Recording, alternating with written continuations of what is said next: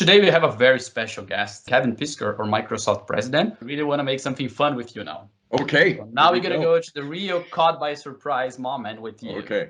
So Kevin Peesker, I'm going to go a little bit into your roots, right? So we can Yes. get to know you better. Let's start with the first one. Yes. I know you live in a lot of different countries, right? Yeah. Can you name at least 5 of them and share one that you had a very interesting story?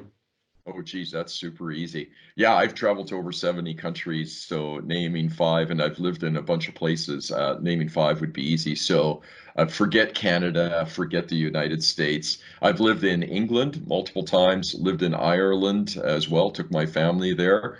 More interesting is I also spent a big chunk of time in Australia and in Seoul, Korea. I had stints where I was living in Seoul, Korea, which is a little bit more out there. The one that really resonated with me was when I lived in Harare, Zimbabwe, which is kind of a landlocked country north of South Africa, west of Mozambique, and east of Zambia and south of Malawi.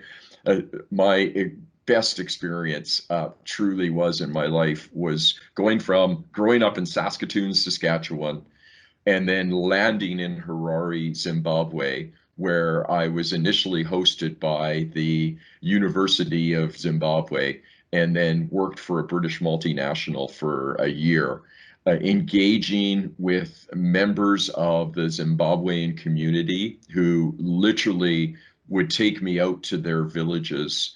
And I was the first Canadian anyone had ever met, getting to meet the chiefs, engage with the people, being fed and hosted in the way that they do that in Africa, in effectively home environments that are so different to what we would all experience in Canada, was just phenomenal. And I think my learnings from going around the world and operating and living on 5 continents is just effectively how similar humanity is around core components of integrity and love and passion and optimism and their desire to help others, no matter what the economic stratosphere is or scenario is for individuals, was really uplifting. And I saw way more commonality than differences the more I traveled and the more I got to engage.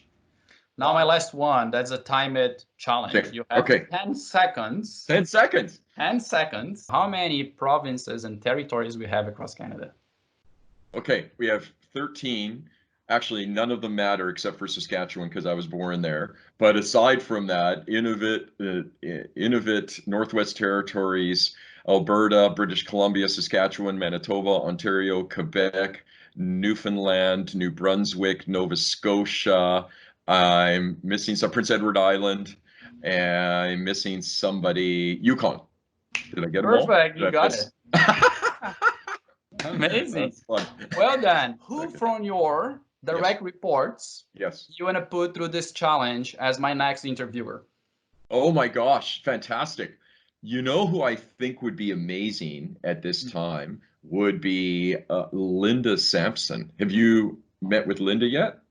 Not yet. Linda's our CFO.